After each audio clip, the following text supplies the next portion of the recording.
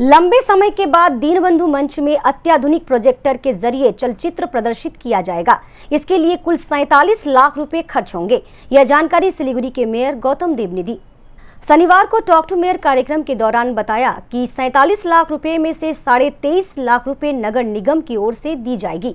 बाकी पैसे सूचना व संस्कृति विभाग की ओर से दी जाएगी।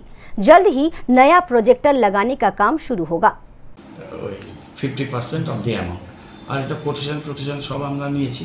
এটা বারকো এখানে ইস্টার্ন রিজিয়নে ওর এজেন্সি হচ্ছে একটাই, সুতরাং তারা যেভাবে দেবে সেটা গভর্নমেন্ট অ্যাপ্রুভ করা রেট, সেই রেটে আমরা নতুন করে নতুন লেন্স দিয়ে নতুন এই মেশিনটা আমরা লাগাবো।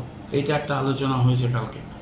সেকেন্ডলি হচ্ছে চেয়ারগুলো সব রিপেয়ার করছে, 7-8টা চেয়ার খারাপ আছে, সেটা পিডব্লিউডি রিপেয়ার করবে। থার্ডলি হচ্ছে ওখানে পাওয়ারের যত পারমিশন নেওয়া আছে তার থেকে অনেক বেশি পাওয়ার কনজামশন হচ্ছে।